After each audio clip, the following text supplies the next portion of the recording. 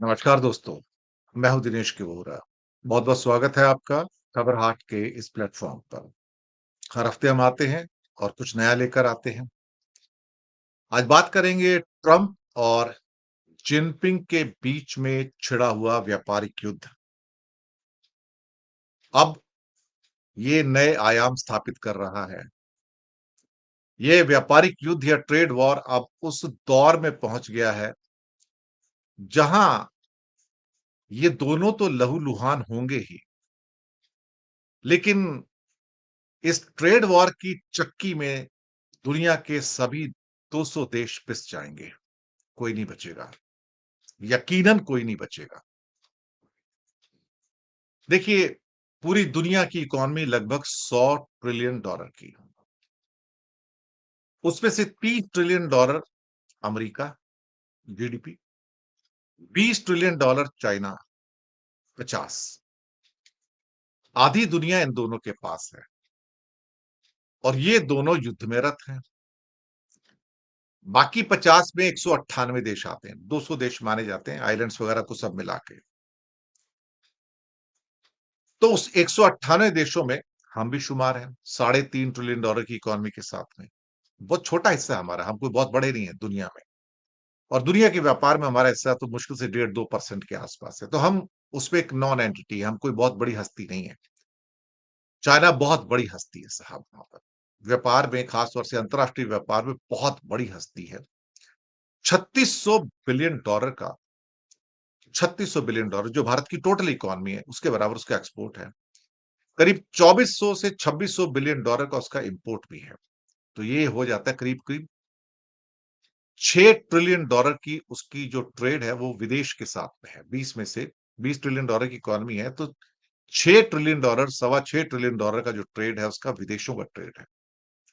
हमारे पास विदेश का ले-दे के 1400-1500 है, जो आप कहा जाए तो चाइनीज़ इकोनॉमी का 5वां हिस्सा या उससे भी कम।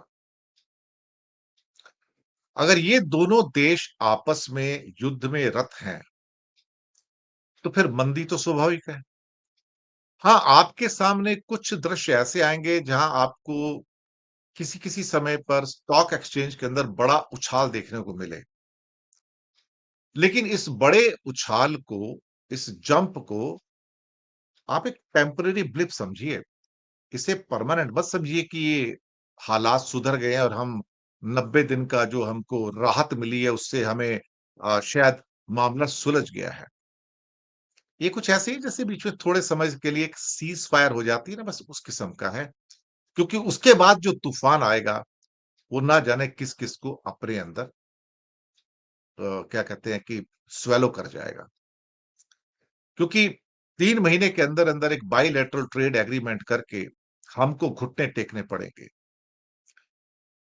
145% का टैरिफ तो चीन के ऊपर आ गया और चीन ने रिटेलिएशन करते-करते अपना टैरिफ जो अमेरिका के ऊपर लगाना था उसको बढ़ाकर 125% कर दिया। टिट फॉर टैट है साहब। चीन उन मुल्कों में से नहीं है कि जो चुप होकर इसको देखता रहेगा और सहता रहेगा। कभी-कभी मुझे लगता है कि लोग कहते हैं कि 56 इंच का सीना मोदी जी का है, लेकिन मोदी जी का सीना तो 6 इंच का भी प्रूव नहीं हुआ। अगर 56 इंच का किसी का सीना है दुनिया में, तो शी जिनपिंग का है भाई, मानना पड़ेगा। ये आदमी जिस अदा से जवाब दे रहा है ना, वो आपको कहीं और ढूँढना मुश्किल है। बिना बात किए और इतना ज़बरदस्त थप्पड़ मारता है ट्रंप को कि ट्रंप तिलमिला के रह जाता है कि मैं करूँ तो करूँ क्या? क्या 145 से बढ़ा के अब 200% पे चले जाऊँ? अगर वो 200 पे जाएगा तो चीन भी तो 200 पे जाएगा ना फिर। चीन ने पहले कहा कि आप मुझे दबा नहीं सकते हैं, मैं नंबर 2 हूँ।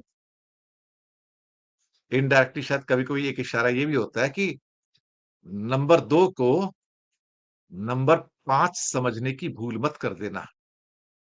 अब ये नंबर 5 कौन है? भारत, मोदी।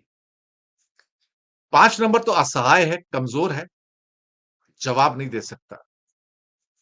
शायद जिनपिंग इनडायरेक्टली ट्रंप से ये कह रहे हैं कि मुझे 5 नंबर की बड़ी इकोनॉमी समझने की भूल मत करना, मैं किसी और मिट्टी का बना हूँ। मुझे जो मेरे सूत्र बताते हैं आपको एक बड़ी इंटरेस्टिंग बात बताऊँ कि जब भारत के अंदर हथकड़ियाँ लगा के कई प्लेन लोड भेजे गए पैरों में बेड़ियाँ, हाथों में हथकड़ियाँ और भारत ने कुछ नहीं कहा। पार्लियामेंट में आके कहते हैं कि हमने अपना विरोध दर्ज कराया है। बकवास करते हैं लोग। इनमें इतना साहस नहीं है कि कुछ किसी को कुछ बुला के कुछ कह सकें। इनमें साहस होता तो ये अमेरिका के एम्बेसडर को बुला के उसको एक नोट देते थे कि हम अपना विरोध दर्ज कर रहे हैं, इन्होंने वो भी नहीं किया। इनकी हिम्मत नहीं पड़ी कि उसके एम्बेसडर को बुला के विरोध दर्ज करवा लें। जो न्यूज़ मैं आपको देने जा रहा हूँ, आपको बड़ी इंटरेस्टिंग लगेगी। उसका इरादा था अमेरिका का कि कुछ चाइना के लोगों को हथकड़ियाँ-बेड़ियाँ डाल के मैं बीजिंग भेज देता हूँ। लेकिन अंदर से खबर ये आई कि अगर तुमने हथकड़ियाँ, बेड़ियाँ लगा के चीन के नागरिकों को अपने मिलिट्री प्लेन के अंदर भेज दिया, तो सूत्र बताते हैं कि चीन उस प्लेन को सीज़ कर लेता और जितने भी मिलिट्री के बंदे उसके अंदर थे, 30, 40, 50 जो भी थे, उन सबको गिरफ्तार करके काली कोठरी में डाल देता था। सच कहूँ मैं आपसे, ये जब डर पहुँचा अंदर कि मेरा प्लेन जो है पूरा का पूरा जब्त हो जाएगा चीन के अंदर और साथ ही में मेरे जो मिलिट्री जो पर्सोनल्स हैं उस एयरक्राफ्ट में, वो सारे के सारे काल कोठरी में डाल दिए जाएँगे, तो ट्रम्प पीछे हट गया। उसको लगा कि नहीं, इसके साथ खेल नहीं खेलना। खेल किसके साथ खेलना है? इंडिया के साथ खेलना है क्योंकि यहाँ पे एक असहाय, एक कमज़ोर-सा प्रधानमंत्री है जो घुटनों के ऊपर बैठा हुआ है हाथ जोड़कर कि ट्रम्प साहब मुझे माफ़ कर दो, मेरे से गलती हो गई है। मतलब ये तो कुछ ऐसे हो गया, राणा जी मुझे माफ़ करना, गलती म्हारे से हो गई। आपको समझ ही आ गया कि कौन 56 इंच और कौन 6 इंच है और मोदी जी ने दिखा दिया 6 इंच है। लेकिन जिनपिंग प्रोटोकॉल के बड़े सख्त हैं। ट्रम्प सोचते रह गए कि एक स्टेटमेंट भी दिया कि मेरी और शी जिनपिंग के बीच में अच्छी बातचीत होगी, शानदार शानदार बातचीत होगी और वो बड़े शानदार नेता हैं, बड़े देशभक्त हैं, अपने देश से बड़ा प्यार करते हैं, मेरे भी बड़े अच्छे दोस्त हैं और मुझे यकीन है कि थोड़ी देर में वो मुझे ज़रूर कॉल करेंगे। वो मुझे कॉल करेंगे, मैं कॉल नहीं करूँगा। यही तो 1 और 2 है। क्योंकि जो कॉल करेगा वो नंबर 2 हो जाएगा। शी जिनपिंग को जो लोग जानते हैं और उनकी जो बैक बैक चैनल्स की टीम है, जो उनकी रिपोर्ट्स निकल के आई, उन्होंने ये बताया कि शी जिनपिंग पहला कॉल नहीं करेंगे, कम व्हाट मे। हालाँकि बैक चैनल वालों ने बहुत चीज़ें ऑर्गेनाइज़ करने की कोशिश की कि ट्रम्प की और जिनपिंग की बातचीत हो जाए, लेकिन हो नहीं पाया क्योंकि जिनपिंग ने कह दिया कि मैं कॉल नहीं करूँगा। मैं टिट फॉर टैट करूँगा और मैं इसके सामने सीना तान कर खड़ा रहूँगा। इसे जो एक्शन लेना ले ले, ये मुझे बर्बाद नहीं कर सकता। यही चीज़ ट्रम्प को खल गई। अगर ट्रम्प के पास एक जिनपिंग का फ़ोन आ जाता तो सारे के सारे उसके जो टैरिफ है स्लैश हो जाते थे। मैं 0 पे आ जाते थे मैं आपको बताऊँ। लेकिन नहीं साहब, अब ये ट्रेड वॉर बड़ा रूप ले चुका है। लेकिन इससे जो खून-खराबा होगा, जो कत्लेआम होगा, जो दोनों देश लहू-लुहान होंगे, उसका आप अंदाज़ा लगा सकते हो। और अमेरिका ज़्यादा लहू-लुहान होगा इसमें क्योंकि 80% उनके जो घर हैं, उन जो अमेरिकन्स के जो घर हैं, उनमें 80% जो सामान आता है, वो चाइना का सामान है। उनकी कीमत बढ़ जाएगी। $440 बिलियन का एक्सपोर्ट है चाइना का। थोड़ा कम हो जाएगा, $100 बिलियन हो जाएगा, 150 हो जाएगा। लेकिन उसकी कीमत उसके लोग क्या चुकाएँगे? चलिए ठीक है साहब, लेकिन भारत कहाँ खड़ा है? हम तो कहीं भी नहीं खड़े साहब। हम तो ये सोच के चल रहे थे कि पहले हमारे जो टैरिफ हैं हट जाएँगे, हमारे थोड़ी हटे हैं, 70 मुल्कों के हटे हैं और हमें तो ह्यूमिलिएट किया गया ना इंडिया को तो। जब वर्ड यूज़ किए ट्रम्प ने कि there were many countries who were kissing my a dash dash dash, who were kissing my a dash dash dash.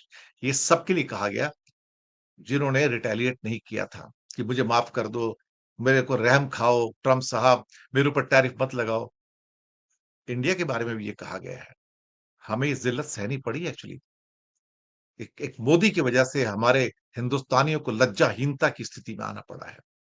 क्योंकि हमारा जो प्रधानमंत्री है वो 6 इंच की छाती वाला है, वो जिनपिंग की तरह 56 इंच की छाती वाला नहीं जो अपने देशवासियों को बचा लेगा, उनके लिए ढाल बन के खड़ा रहेगा।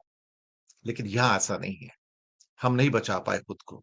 एक कमज़ोर, असहाय प्रधानमंत्री जो अपनी इज़्ज़त नहीं बचा पाया, हमारी इज़्ज़त क्या बचाएगा अल्टीमेटली। तो 200 देश इस चक्की में पिसेंगे, कोई बचेगा नहीं मैं आपको बताऊँ और भारत भी पिसेगा अल्टीमेटली। लेकिन पिसेगा तो चीन भी और अमेरिका भी, लेकिन चीन कम से कम सर माथा उसका ऊपर रहेगा, उसका सर नीचे नहीं होगा। लेकिन भारत का सर नीचे हो गया। हमें ज़लील किया गया, पहले मिलिट्री के अंदर, प्लेन के अंदर लोगों को भेज के, हमें ज़लील किया गया घुटनों के ऊपर बैठ के, हमें ज़लील किया गया उन लोगों में शामिल करके जो कहते हैं कि they are kissing my a dash dash dash. इस चक्की में से कोई बचेगा नहीं, सभी पिसेंगे, भारत भी पिसेगा। Wait and watch. ये छोटे-मोटे जो स्विंग आ रहे हैं, जो इंडेक्स के आ रहे हैं स्टॉक एक्सचेंजेस के, उस पर मत जाइए। अभी बड़ी जंग बाकी है। शुक्रिया आपका बहुत